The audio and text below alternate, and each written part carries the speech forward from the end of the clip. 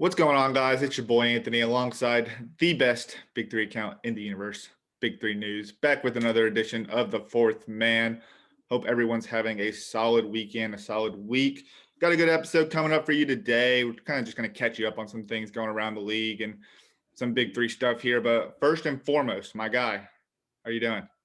I'm doing fantastic. We had a big episode last week Very big. and, huge guests, Michael Cooper coming on. I mean, we sort of talked about it a little bit afterwards, but that was that hit me like a ton of bricks, like talking to Michael Cooper, talking about, LeBron James and being, guarding Larry Bird and just playing all that stuff. It really was just like, that really hit me, man. I don't know why, but that was really just a bit of like a hallelujah moment for me. That I was like, I can't believe I'm getting the opportunity to do this. So yeah, that was really cool. And then we have an awesome interview this week as well. We're really Yeah. creating a bit of a snowball effect here. So I'm really excited. Yeah, same here. It was a very surreal moment. Like you said, we were talking about seeing the Larry O'Brien trophy in the background, just so casually, just having that candid conversation. And what a genuine person that Coach Cooper is. It was really cool just to hear his past, that like what he's done in the past and what he plans to do, like moving forward, how he got started in the Big 3 and everything. And you're right, we have another good guest here, and hopefully that trend continues to trend upwards as we get closer to the Big 3 season. Want to catch you guys up on some Big 3 stuff just in case you missed out. I don't think we've gone over on the episode just yet. But before we do that, if you want to follow the show on any of our socials or follow Big 3 News, it's at Big 3 News, Fourth Man Pod, at @A_Siggy. If you want to watch the show on YouTube, it's youtube.com/fourthmanpod. And for everyone tuning in on Dash Radio on the Nothing But Net channel, appreciate you guys every Saturday. And if you're new, listening for the first time, looking to get into some Big 3 action, this is the time to do it. I feel like we've been saying that for the past 3 weeks, but guys, seriously, there's been so much news just stirring up around the Big 3 community, and it's coming. It's going to come quick. I just have a feeling once some things like scheduling gets formatted and structured, everything else is going to follow right behind that. So perfect time to be listening here. And let's catch everyone up on what's going around just the league and guys who have been in the league as recently as last year. We've heard some confirmations of some people coming back. Most recently, we'll start with Steven Jackson, who before all the COVID stuff hit and they said they were postponing the season, it actually came out and said that Stak was going to be the coach of Trilogy, and then Zebo was going to be the captain, bringing back James White and David Hawkins. Steven Jackson went on his Instagram and reaffirmed that he will be back, put all his energy into being coach of Trilogy and making sure he gets a Big 3 championship, He's won one at the high school level, overseas level, NBA level, and he wants to make sure that he gets one in the Big 3 level as well. That was good news, Will, just to hear him say that, and hashtag Big 3 is back, because I think we could hear a lot more of that from other players as we continue to move forward toward the summer. For sure. And I absolutely appreciate Steven Jackson attempting to start a trend of just saying like, all right, like we're back and these are our guys. Trilogy for me was really starting like making a very strong case for, absolutely like title contenders. I think they were a pretty, I don't even want to say a solid draft, but probably, as long as they didn't screw up the draft and they were able to get, some form of contribution from those picks, I think they were probably one of the better teams heading into the season. So I'm really excited to see that Hawkins, White, and Zebo is back. In my opinion, those are probably the three best captains. David White is a Defensive Player of the Year candidate. He won Defensive Player of the Year once, if I'm not mistaken. So he could absolutely, So that's absolutely something that he could do again. David Hawkins was an MVP candidate, runner-up in 2018, and I really expect him to sort of have a repeat performance. He's always a bucket. He's been good for the last few years. And Zach Randolph is probably one of the more exciting names that we've gotten. So I'm just super excited to see him. I was watching. It's funny. I was watching old Grizzlies highlights just because I just absolutely love those David Wigger teams, and I just watching Zach Randolph in those playoffs against the Warriors and the Spurs and even like against the Thunder. I was like, wow, this guy's game is going to translate so nicely to the Big 3, because people think, right, like Zach Randolph is obviously one of the incredible post player, but he was more of like also had let me rephrase that. he had more of an outside game than Yeah. I think people give him credit for. I He mean, stretched it out in the yeah, latter that's half what of I his mean. career. He wasn't just, bodying people and just going in and just moving guys around, which he was absolutely doing that when he needed to. But he was also, falling back, leaning back, hitting fadeaway shots, on one leg, falling down. And that's going to translate incredibly, especially when he doesn't have to move up and down the court. He can just stay in the paint. This is going to be such a fun team to watch, and I'm so excited. I think Trilogy is making a very strong argument that they are probably going to be, they might be the first team to win 2 championships in the Big Three, or at least appear in 2. You don't want to take anything away from triplets. A triplets team with Joe Johnson, which we'll get into, is still, they have to be your title favorites. They still would be number 1 on my power rankings heading into everything.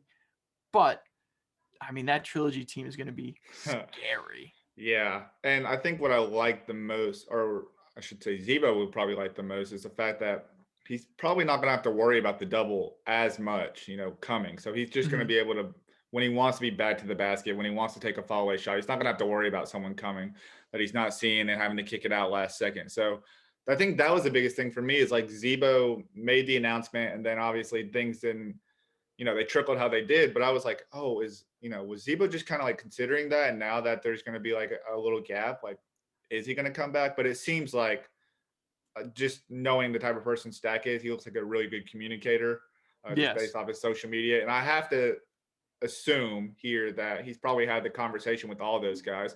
I mean, it looks like James White and David Hawkins are like, yeah, we're in. But Zebo's not a really big social media guy. So I have to assume he's had the conversation already with Zach Randolph and been like, you coming? And he's like, I guess he said yes. So doesn't seem like something you'd put on social media. Yeah, exactly. Without Zach Randolph, getting confirmation that he's right. That's the best way to put it there. So it looks like Trilogy's going to have their captains and their coach, like you said.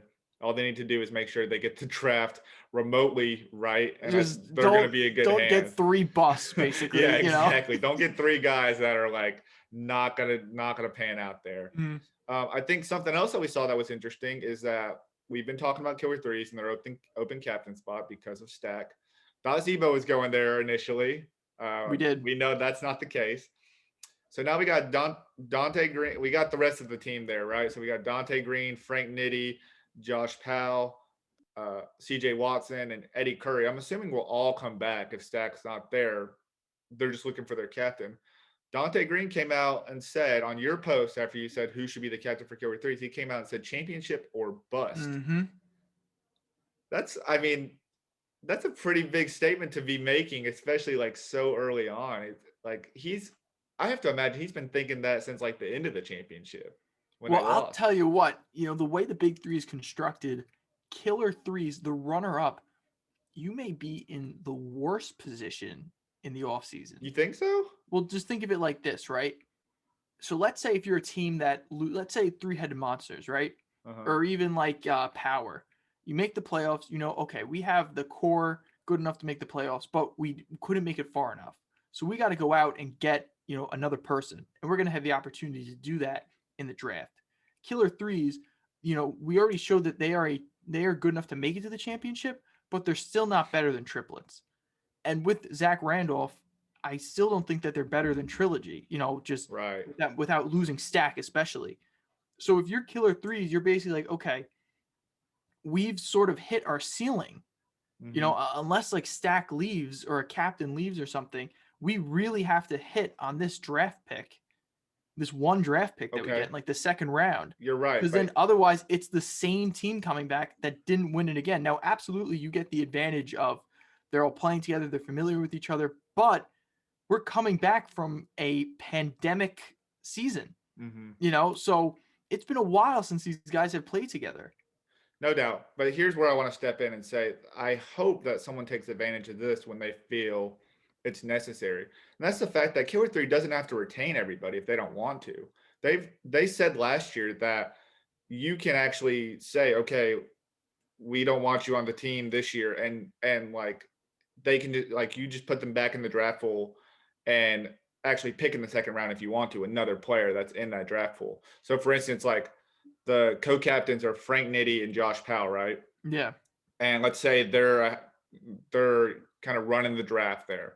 So their first pick was Josh Powell, I guess. So I'm not sure exactly how that works out. But their second pick was Donte Greene in the second Right. round. Yeah, I Killer think, Threes' off season, you know, I mean, credit yeah, to you, just was a so mess. it's It was just a everywhere. So mess. I have no idea how you I don't know structure how that that thing. worked. The Big Three needs to look into the Killer Threes and be like, okay, how can we refrain from this not happening again? Because this is messy. Yeah. But let's say that Donte Greene, because he was selected in the second round, that they are like, okay, hey, Donte, we really liked what you brought to the table last year, but there's some guys in this draft that we like or that we're cool with or whatever. So we're not gonna retain your rights and we're gonna mark you as a free agent. So they could actually pick in the second round if they felt like that, and then have us pick in the second round and the third round. Now, that being said, I'm pretty sure that their pick falls all the way to the end. I don't know if they're doing the lottery thing again. I don't I know. I know hope that not. I hope they don't either. But I know that Three's Company's last pick, I think, was like the last pick of Yeah. the third round. So I don't know if anyone even knows about that rule. I don't even know if anyone would take advantage of that rule. But I'd be I don't think interested to they know, to be see honest with you. if anyone would do that. Just because, Yeah. like you said, if you feel like you're tapped out at your ceiling, why wouldn't you make those adjustments? Why wouldn't you be like, all right, we appreciate everything, we want the chemistry, but at the same time, like, there's a lot more people in this draft because so many more people know about the Big Three. Let's go get somebody. Well, it's because I think it's easier said than done, because I think the NBA has inflated itself so much where, you know, the only comparison to this is the NBA, really, where, Yeah. you know, we've seen teams have to make that tough business decision, but it's Mhm. always like, you know, the front office and the general manager. And then we've seen, you know, relationships get hurt. Like we've seen, you know, most recently with, you know, Isaiah Thomas in Boston. You know, they were Yeah. like, listen, we have the chance to get Kyrie, and, you know, your fan favorite, we'll love you here, but you're moving on. And but with the Big Three, this is such a player-led thing. You know, that those are people that you're sharing a locker room with, traveling with, hanging out with on the weekends. I think it's harder to be like, hey, listen, we were 20 Yeah. points away from winning the championship, or, you know, whatever they were, probably less. But, you know, we've decided, you know, we're gonna gamble. We think that the gamble of having the opportunity to maybe select somebody different is better than just guaranteeing having you on the team. I get that. Especially if you're unfamiliar with the rules, Yeah. because then you're like, I don't want to let this guy walk. And then let's say like I get like a third round pick when I thought I was getting a first, or like, you know, whatever. Well, I would say in that scenario, like you definitely want to walk into the situation understanding the rule book there. Yeah. But you have to understand too, like where this differs is that the Big Three is going into year 4, Mhm. right? So people like, and we've seen the influx of talent that's come from year 1 to 2 to 3 to 4 already. So where it differs is that that pool is only expanding. Right. You know, those captain slots are only getting scarce, where some people aren't, like, not everyone's gonna get to be a captain. Mhm. So I think it's more about like what's the pool gonna look like, and that's where I'd probably make my decision. And Donte Greene was a hypothetical because I'm not getting rid of him. Like, just as good No, as he no, was, you can't get rid of Donte Greene. no, as good as he was. I'm closer to naming Donte Greene as captain Yeah, than I 100%. am cutting Donte Greene. Oh, 100%. Yeah. Like, I'm not letting him go. He was No. arguably the best player on their team last year. And he's only looked better when we've seen him in the TBT and the 5 tournament. He looked like the best player on their TBT team Yeah. too. So, you know, I wouldn't get rid of Donte Greene by any means. I'm just interested to see, you know, if there's like some different tricks that like teams will try to take in order Yeah, I don't know. to get that leverage, because you have to think like triplets won it all, and we know their leverage Joe. Yeah. But then you got Trilogy, who's like, all right, so we got to come in here and kind of like level the playing field a little bit. So we add Zevo to already 2 great captains. So it's like, I don't know where you go with your options. Like, obviously, we talk about the guys we speculate about. Obviously, the pool's going to expand. Who knows? We might just have some crazy dude try out who's never played college Right. basketball, or like only played at the high school level and just so happens to be really good. Yeah. We don't know, but We don't know. it'll be interesting to see. I just find it very intriguing that they're championship or bust, because it sounds like for at least both of us, we agree here that they don't look like they're ready to run it back, just like with the other teams. It's early, I know, but at the moment, it doesn't look like they'd be ready to run it back. I mean, if I'm being honest with you, you know, Steven Jackson was by far like their best player. Yeah. Like, it was Steven Jackson was carrying the load, especially on the offensive end. And then I it was agree. just, you know, who's going to step up and be that number 2. So it was really Steven Jackson, and then Killer 3s probably had the best supporting cast. Yeah. Around, Steven Jackson. Yeah, because So they had you like have alternating number 2s, every week. So you have to go out and get a replacement to Steven Jackson as this team is currently constructed. Unless Frank Nitti or Donte Greene is going to step up and be a top 5 scorer, and which they might be, but I don't know. I think the safer bet is you got to go out and you got to get somebody like I don't know. I don't even know. We could play the name game, but I don't know who you get. Just somebody who's going to just be your Steven Jackson replacement, Steven Jackson 2.0. Yeah, well, we'll see. I mean, maybe they convince somebody like Michael Beasley, who's feels like everyone's tugging and pulling at him, and maybe Right, just like, yeah. maybe I just want my own team. So maybe that's true too. That is a big thing, because we talk about Michael Beasley joining this team or that team, but if Michael Beasley is like, listen, I want a captain spot, but I don't know, but it's also who's recruiting him, right? So yeah, let's say, so if you're Donte Greene and you're Frank Nitti and you're recruiting a captain, is that captain then going to turn around and be like, I've decided I'll take the draft pick, Donte, take care? Probably not. How funny would that be? It's like, appreciate you guys vouching for me to be captain. Donte, I don't think we're going to work out, though. I just don't think I want you on my team. Honestly, all you guys, I don't think any of you are good. Sorry, guys. I think we're good. I think we're good here. Yeah, I know. You just call, boys, you just like call it in the back. I mean, listen, if that happens, then that to me is then the easiest thing. If I'm Donte or anybody, then I call Stak.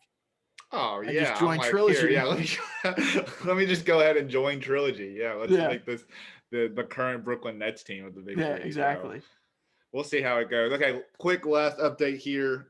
Joe Johnson was recently on the All the Smoke pod. I want to say like maybe a couple episodes ago. About a week ago. Maybe about a week ago then. About a week ago. Okay. Perfect timing and everything. I'm ruining it by talking about it. But Joe Johnson was on the All the Smoke podcast. And usually when they have a Big 3 guy on there, Stak always alludes to something about the Big 3. They talk about competing against each other in the championship. But the biggest takeaway here is that Joe, for the second time, has now confirmed that he is looking to get back to the Big 3. That's the first league he's planning to play with as soon as they figure out their scheduling and announce that they are officially back. That's huge. I think just to get another sense of confirmation from the face of the league is big time, because one, I got to think the Big 3 has had some sort of communication with him. Like, that's the first person I'm probably talking to in terms of the comeback season. But two, I think it's more of just like, I'm glad that Joe had such a good time. Obviously, winning a championship helps, but I'm glad that he enjoyed the league so much that he's, one, able to talk about it on a positive level in public, like from a public out setting, but two, also just be willing to like return and say like, hey, I'm in this league and I'm coming back. Mm-hmm. Well, I think he has a sense of, he talked about it on the TBT podcast, he has a sense of like that he owes, the Pargos and the Gibsons something on that team, and Al Jefferson and Lisa Leslie. And because I think they sort of see it as like, all right, like it's now our opportunity to defend the crown. Mm-hmm. And I think Joe knows how much he means to that team. Yeah. So I think he knows, he's like, I got to be there for those guys. So it's going to be very exciting. I think it was really cool conversation they were having, and just Stak and Joe Johnson about playing the Big 3 championship and just what it meant and how cool it was to see all the celebrities there. And Stak was basically like, I'll be coaching. And Joe Johnson was like, if they have it, I'll be back. Yeah. So, and I'm just really assuming they've talked, but we know that a lot of the coaches and players don't really know a lot like up to this point. I guess I'm just bracing for the best here, but no, I mean, listen, I don't know. Yeah. I don't know how Joe Johnson, what that communication is like. I mean, I'm assuming that if they're sliding into Michael Beasley's DMs, I'm assuming that they have some sort of information. Right. So just like anything else, Joe Johnson might just be, casually being like, yeah, well, listen, nothing's a given, so if it happens, it happens. But, I don't know. We don't know all the information, so I don't want to dissect every little word that he says. But I think, I mean, at this point, I'm fairly confident that the assumption is that it's going to happen and Joe Johnson will be there. Which teams have we talked about the most since 2019, September of 2019, up to now? Give me three. Probably triplets. Definitely one. Who are the other two, though? Power. Oh, Power. Okay. And then probably. I would probably say Bivouac. Oh, okay. You think it's a little bit different than mine? I guess I'm thinking you got to think from like the whole 2 years. I know triplets for sure. Triplets is definitely number one. I was gonna say enemies. I think enemies is one we've talked about a lot. We've talked a lot about enemies. And I was gonna say Trilogy too, because Zebo was really the biggest splash alert before. Yeah. I'm just That's nothing true. following that question. I'm just thinking it's pretty crazy. Like I feel like we talk about this like the same teams almost all the time, but it's good to hear that you've said like Bivouac and named another team. I was gonna say who are the teams you think we don't talk about? Oh, that's what I was really thinking about. The teams that we haven't heard any noise from. Tri-State, we don't ever talk about. Tri-State, we never talk about Tri-State. We never touch on. Nope. And Ball Hogs. Yeah. Ball Hogs, really. Ball Hogs, Tri-State. Aliens, I'm glad I'm interested you said Tri-State because I don't know if I would have said that answer, but you're 100% correct. Tri-State, I feel that's how much we don't talk about Tri-State. I didn't even think about really Tri-State when you said that. They do move in silence. I feel like Tri-State is the team. I feel like they're going to be the next team that makes its first playoff appearance. They just need a couple pieces here and there. Yeah. So that's why I think it's so crazy we don't talk about them. But the guys they have on their teams have so many other endeavors, and they just, like I said, move in silence. Anyways, just rambling here. That is interesting, right?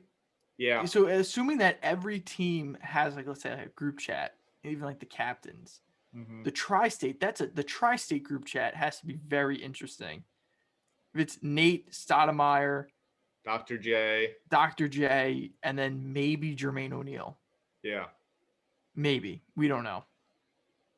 It might be. I don't know. Like, do we see Jermaine coming back?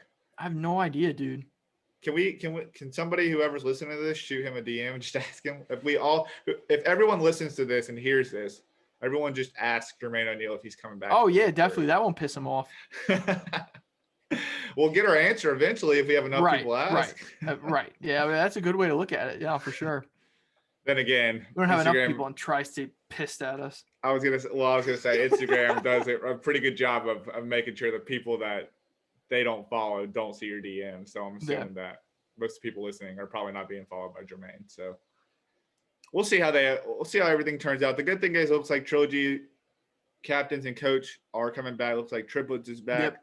So it looks like we got 2 or 3 teams that are like, looking to run it back with the same captains or familiar players, which is the best part. So continue to update you guys. Wanted to give you a quick update on those 3 teams.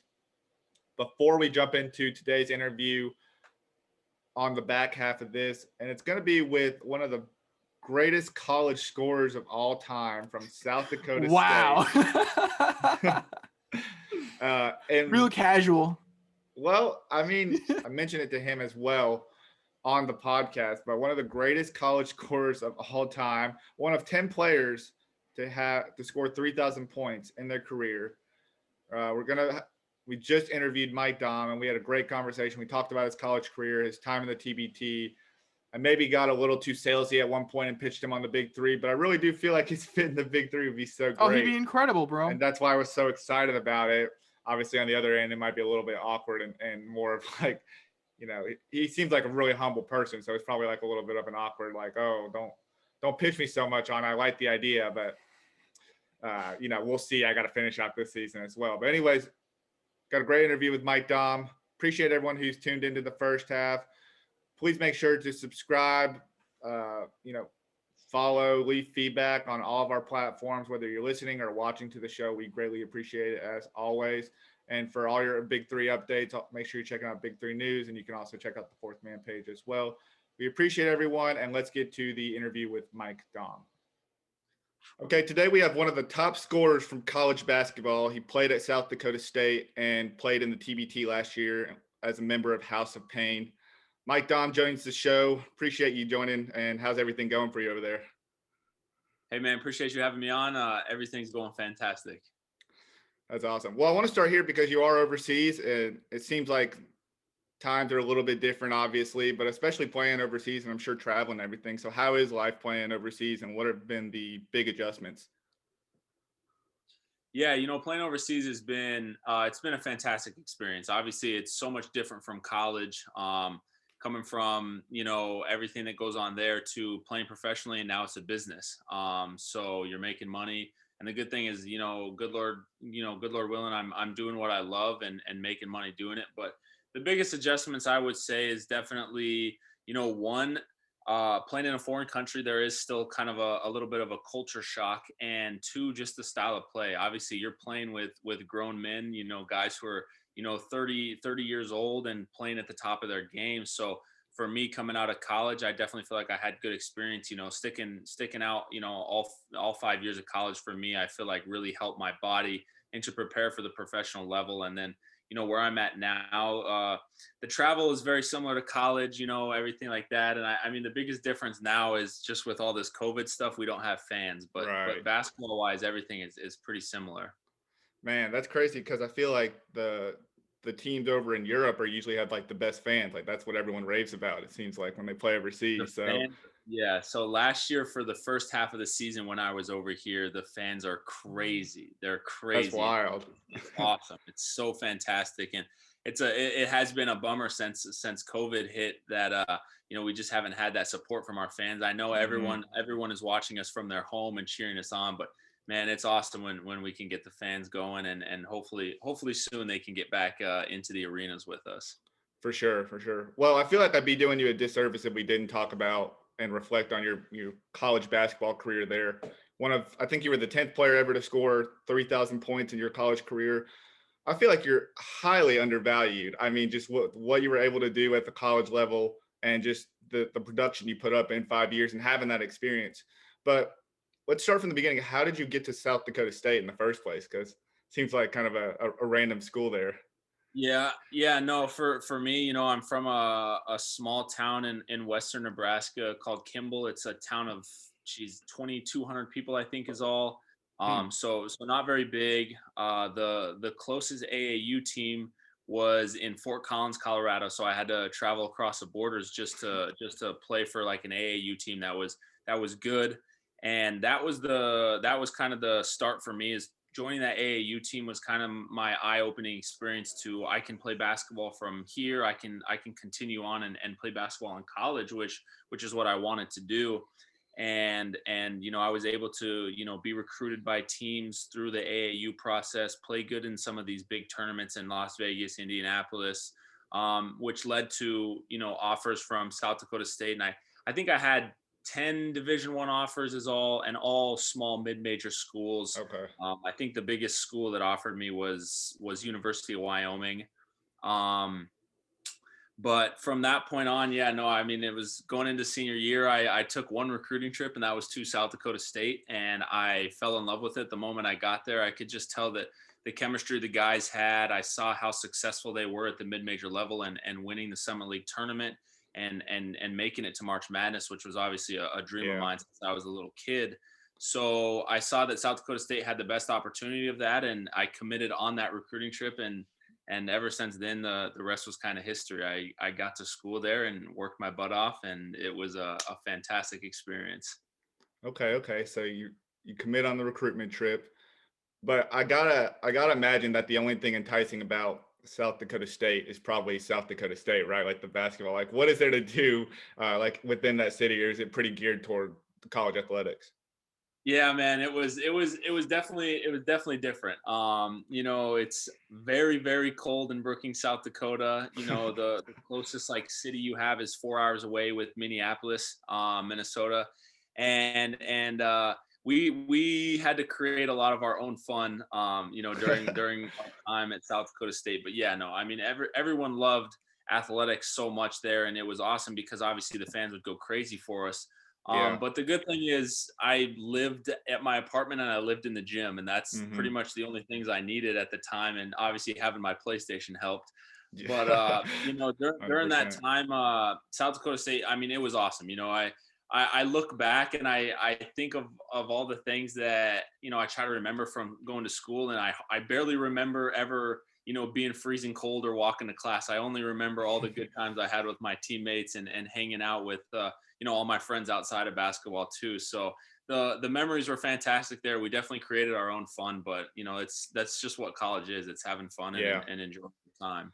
Yeah, no doubt. I went to a small school, mid-major school, and I feel like our best times too were just making our own fun. Well, because I'm from the South, so any snow day we'd always make epic, and I just know I just know that feeling of a small college town where everything is kind of like focused in on what's going on with the school, but the experience is really good. I feel like for a lot of people that go to big schools, they miss out on that more than they Yeah, realize. for sure, for sure. You mentioned your time to I'm sorry.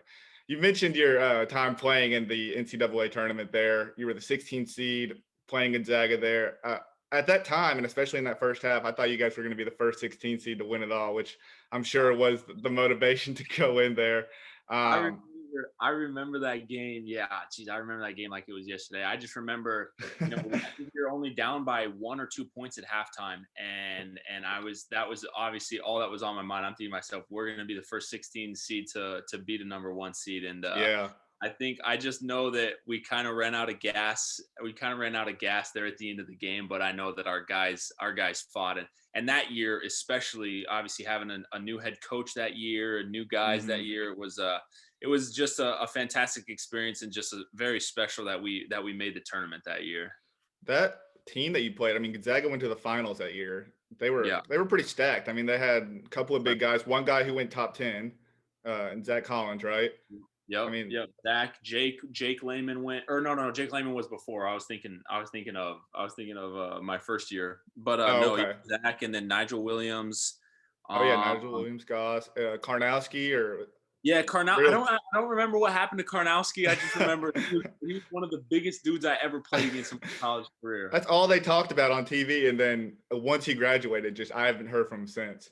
Yeah, no, that was a crazy, crazy fun game. How would you describe your experience at South Dakota State, just like in one word, if you could? Um, Just, I mean, overall experience, basketball and school included, or whatever. yeah, everything. I would say, man, the biggest word would just be, I don't know, I would say fulfilling, very fulfilling.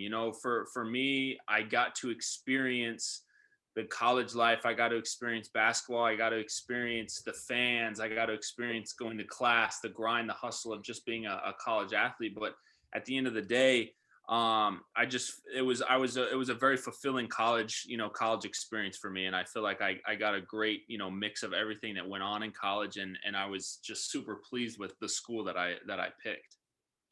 Yeah, for sure. So you're a pro now. You've been playing in Spain for a little bit, but then you also tested out the waters in the TBT, playing with House of Pain and the Illinois guys. How'd you find out about the TBT first off? Yeah, I mean, I remember the TBT back when I was young in college. Even I remember just seeing things about it, not knowing much about it at all. I knew that there was a couple bigger name guys that would play in the TBT back in the day. And I never knew much about it. I just knew it was this basketball tournament that took place in the summer, and there was always a big cash prize. And I always thought to myself, oh, that's pretty cool. The concept of it is very cool.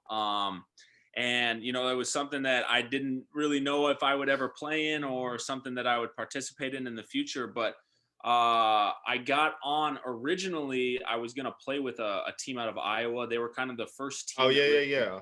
The Iowa United team, right? Yep. Okay. They're like the first team that reached out to me after my college career and was like, hey, just kind of throwing this out there, if you wanted to play in this summer tournament.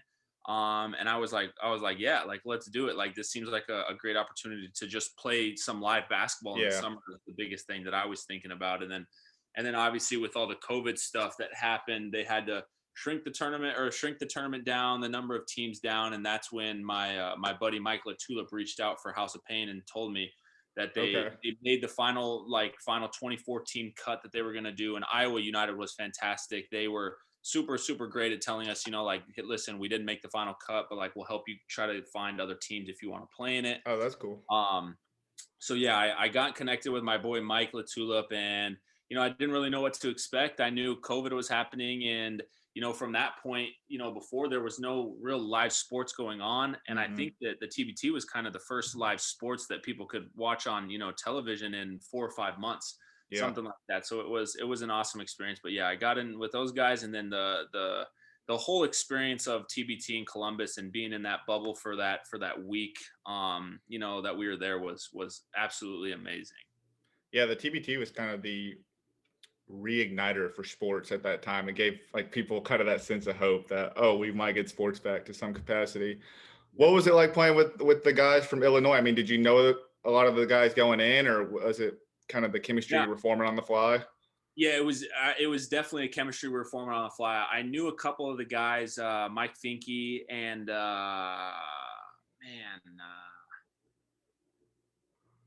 I'm sure you played with so many people. yeah, Like, Mike Finke.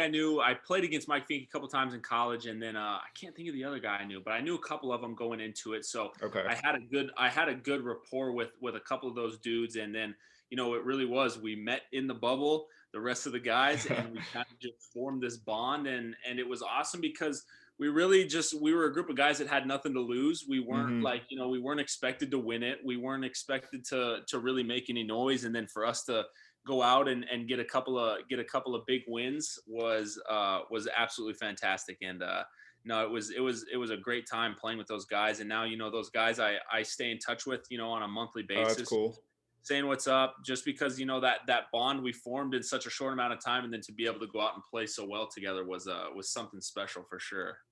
Yeah, and you guys upset Carmen's crew, which is crazy because like they had so much chemistry. They just came off winning the whole tournament and for being like the first one in like 4 years, which is wild. I mean, you balled out in that game, so super cool that the experience was dope for you. And speaking of the TBT, I feel like this is a Big 3 podcast, and there's like this weird friendly rivalry, I want to say, between like the Big 3 and the TBT, and like which like which league you should play in. Like we've had multiple players on from the TBT and the Big 3, and I feel like there's almost a sense of loyalty that people have made now. Like people have been like, yeah, I'd play in the TBT, but if the Big 3 comes back, I gotta play there first. And yeah, I've been with this team for like 3 or 4 years in the TBT. But first off, I want to say appreciate you for showing us a little love on our Big 3 plea. That's something that we've been trying out, within 2020. But when you saw that and you heard about the Big 3, was there anything like enticing about the Big 3 that maybe opened your eyes a little bit more, like in the 21 summer? I mean, I've heard of the Big 3 before. I remember watching it. I mean, just because it's so interesting. It's such a unique, perspective to play basketball, half court and the 4-point line, and just it's a different version. And then obviously you guys, the Big 3s, had some big names that have come through and played in it, which is obviously another very cool thing. So for me, I looked at it, I looked into it, and I mean, it's definitely, it's so unique. It's so unique that it's something different. Just like the TBT, it's something different than traditional basketball that's being played. So I mean, it definitely entices me going forward, because obviously the biggest thing for me is just finding different ways to play basketball in my off time, or kind of when season's not going on, or finding just different ways to get better, especially when you have such high level name guys in the Big 3 too. Any chance I could get to learn from guys like that, or to just play basketball at a high level is something that's very enticing to me always. Well, let me ask you this. I mean, I know you've been playing overseas a little bit, and obviously like everyone's big goal, I think, as a college athlete, especially playing basketball, is like to make it to the pros. But is your intention to be in the NBA at some point throughout your career, or are you just kind of like rolling with the punches and playing and trying to get better every day? Yeah, no, good Lord willing, it's been my dream since I was 5 years old, was to play in the NBA. So I would definitely say everything that I do is geared towards trying to make an NBA debut, one day. But at the same time, I'm realistic about where I'm at and what's going on around me. So I just try to take it day by day, enjoy everything that's going on around me. And, I know that at the end of the day, if I work hard, just kind of go with the flow, that it's going to work out. It's going to work out. And, for sure. and I'm for sure that's going to be happy with, whether it is in the NBA, I make it, or whether I don't, at the end of the day, to just play pro basketball and enjoy what I'm doing is really just a blessing. Yeah, that's a good mindset to have. Well, I asked that because I feel like everything that you're able to do, at least from a offensive standpoint, and just what you're able to, like, to bring to the table. Like, I feel like the big three, and here's like me making my pitch, but if it does come back, I feel like you'd fit in there so well because one, you're playing with a lot of former NBA vets and maybe current NBA vets in there.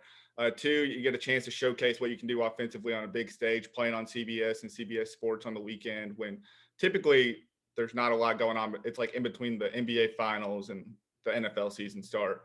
But three, like, I feel like the biggest thing for everybody to stick in the NBA comes from like the defensive side, and in a game of 3-on-3, it's not so much like team defense.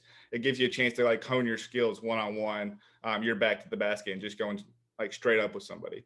So, and plus, you get paid playing in the big three. So, I mean, that's how we, like, I say that because that's how we saw when we made the plea. Like we come up with these ideas and we're like, he'd be a great fit. He had such an illustrious college career. Just what you're able to do, I feel like that's undervalued a lot.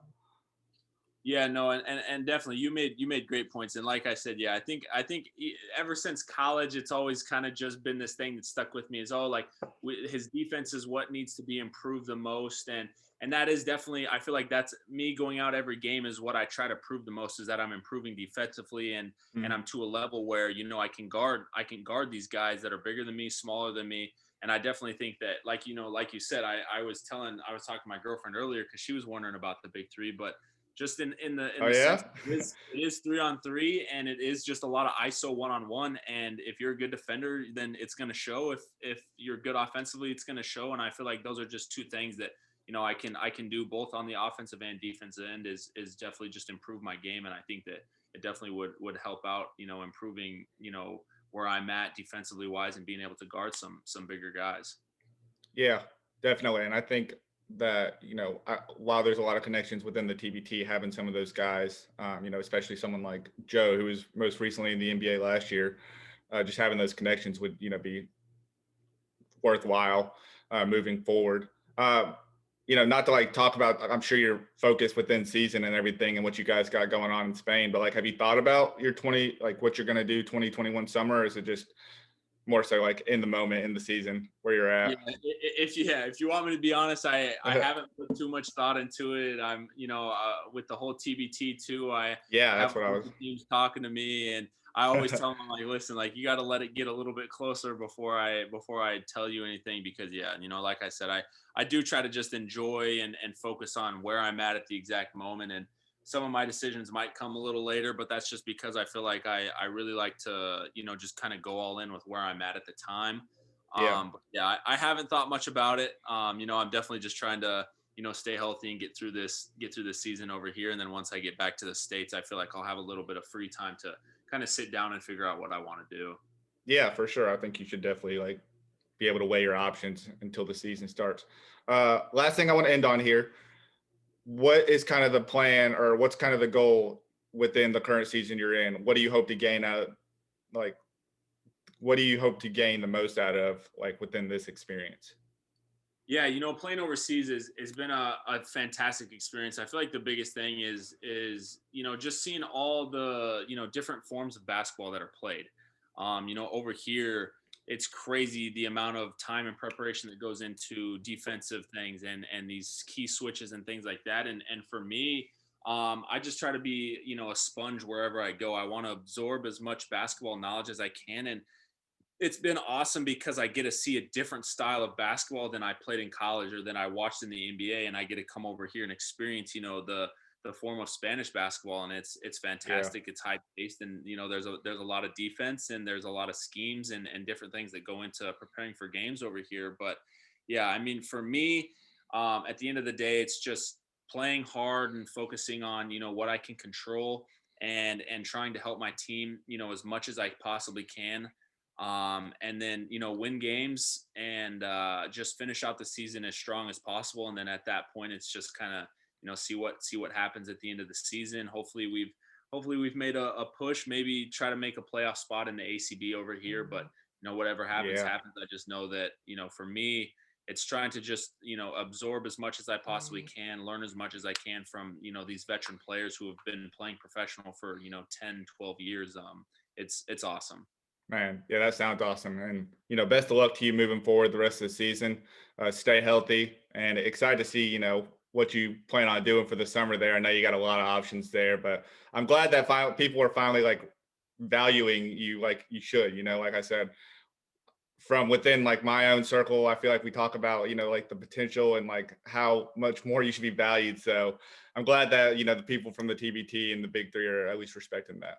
Yeah, man. No, I appreciate the shout outs on social media. And no, I definitely, it's a fun time. It's a fun time. For sure. Well, best of luck, stay healthy, and maybe we can do this again sometime. Yes, sir. Appreciate it.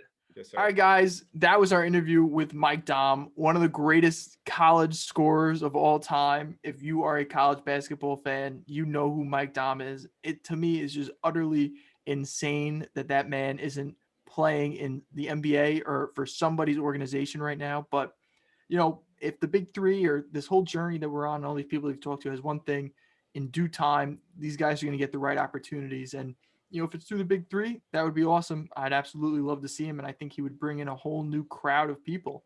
But, other than that, I believe that's going to wrap it up for us today. So we appreciate everybody who's listening. Before we go, I just want to give a shout out to the Man to Man podcast, Man to Man show, for having us on.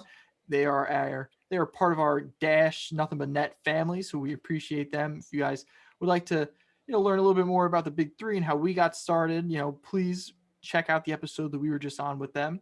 But other than that, we thank you guys, everybody listening on Dash, everybody who's picking this up on your preferred podcast network, and everybody who's watching us on YouTube.